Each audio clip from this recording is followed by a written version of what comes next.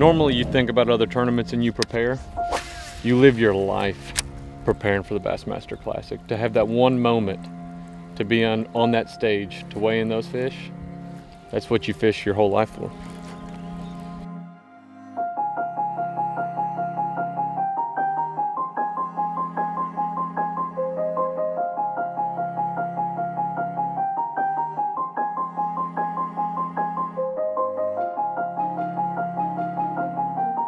I mean, I've done more modifications to tackle. Felt good, didn't it? I've done more modifications to tackle than I've ever before in my life. You want to get that edge. You want to do something different. I feel like in the Classic, that one little bit of advantage, that one thing that puts you over the top, I mean, that's what makes a difference. If it gets you one more bite a day difference, that could be the thing. And that's kind of what I've went into, is just really trying a lot of different things, different techniques, different colors. I mean, I've got 4 or 5 chatterbaits tied on, different colors, different blade sizes. I mean, trailers are different. You're really just playing with everything, and sometimes that's too much. You can kind of get carried away, and so I was really ready for practice to get started. That way I could kind of throw everything out of the window and just go with what works, with what your gut tells you, what you trust. Your confidence bait's basically what got you here, and just kind of fish the conditions, fish the element of tinkering with tackle, seeing if it makes a difference, if it is better. But at the end of the day, getting down to it and just going fishing.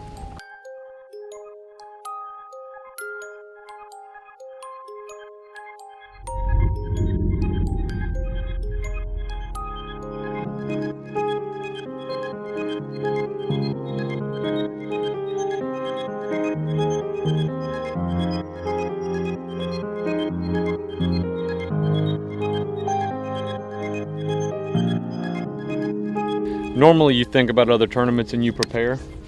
You live your life preparing for the Bassmaster Classic. To have that one moment to be on that stage, to weigh in those fish, that's what you fish your whole life for. God, these dudes.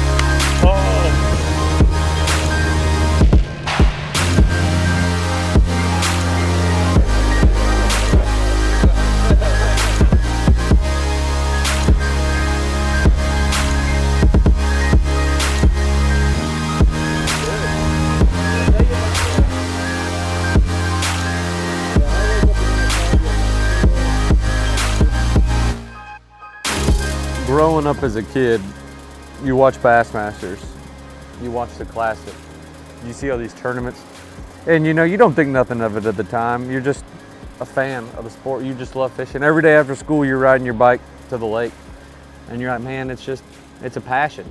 It's what it is. It's America's pastime. It's bass fishing. You don't know why you like it. You don't know why you're appalled to it. It's that competitive drive. It's fishing. You're always outdoors. It combines everything you love into one thing, and you really don't know what you don't know what you're going to do with it or why you love fishing. And all of a sudden you just start fishing more and more. You get into high school and you start fishing, and then you're like, you know what, I mean, professional fishing looks cool. I mean, you see those people on TV and you're like, I would like to try that. I want to try to fish professionally. And to tell you the truth, I'm at the 50th Bassmaster Classic right now. It hasn't set in yet, but I'm telling you, it will. Tomorrow when we're blasting off, I'll probably get a little emotional, because it's like your whole life you dreamed of. When you were sitting there fishing that pond and you didn't think nothing of it, with just you and a couple of your buddies, you're just having fun catching fish. But I'm telling you, that's where it starts. That's the grassroots. That's where your dream starts, and that's when you start that dream and you start chasing it. Because I'm telling you, there's a chance and you can do it.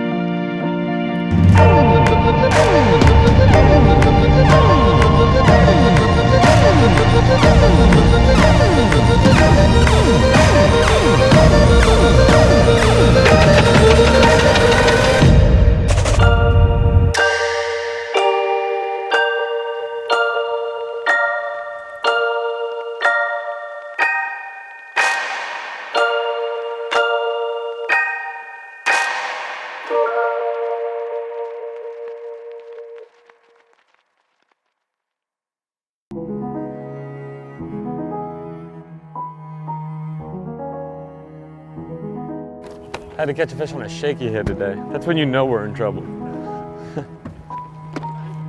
10 pounds. 10 pounds. What about you? My bass track says 8.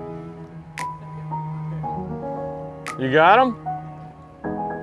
Looking up at the bridge. And I was like, oh. Feels good to sit over here actually for once.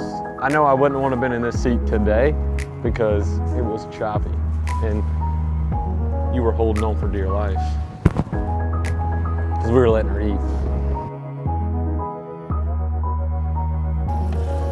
I like when they don't fit in the bag.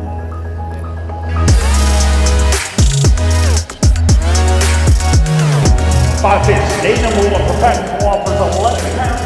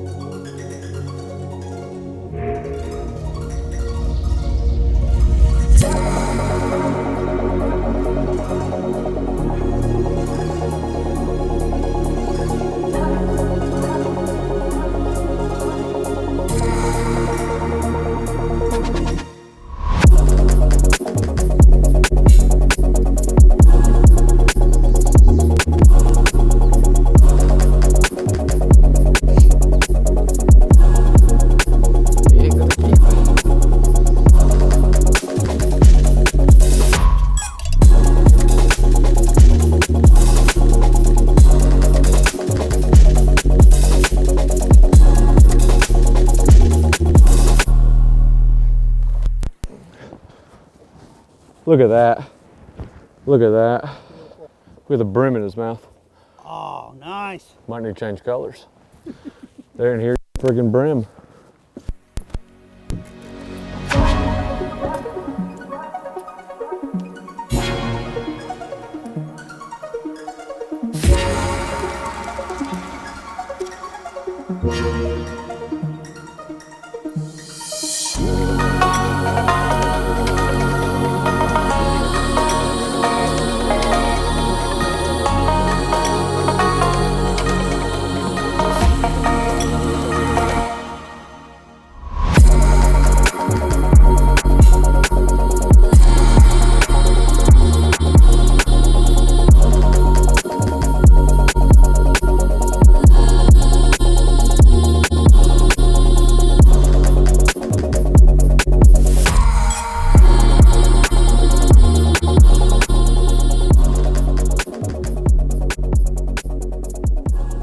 It's wind's blowing into a pocket, and it's actually got mucked in there. There's no grass and there's stumps around. Little point that sticks out and then it dips back on the back. Catching them in the little shadow rip shad, the 2-hook jerkbait. Just pausing it for 5 seconds. You'd hit it like a jig. You just see the line take off. God, You just ran out of time? Ran out of time? Oh yeah, I caught one like with 2 minutes to go. I caught probably every bit of 10 fish in there, and I had probably 6 miss it that I didn't catch. They were in this little cove. And I'm talking about this cove was, I mean, it wasn't, what I was fishing was like 50 yards long, probably 75 yards wide. That's it. And there was shad in there swimming around. They could, every now and then they'd come up and bust on them. Bust on one shad. They wouldn't like school. Should have probably went down there earlier, but I don't think I could have caught 20 pounds doing that. You know, I think I could have caught 12 out of those fish. Easily 12. Especially if I'd have got there earlier in the day. I don't know. I mean, it's a game of decisions. You know, sometimes you make the right one, sometimes you make the wrong one. I feel like all week I just was on the verge of it.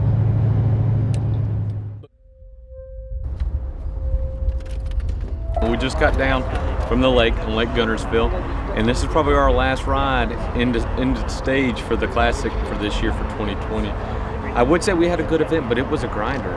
The fishing was tough for me. Didn't make the right calls this week, but that's how it goes. That's fishing. But listen, when you get the taste of blood, you always have that taste and that crave for it.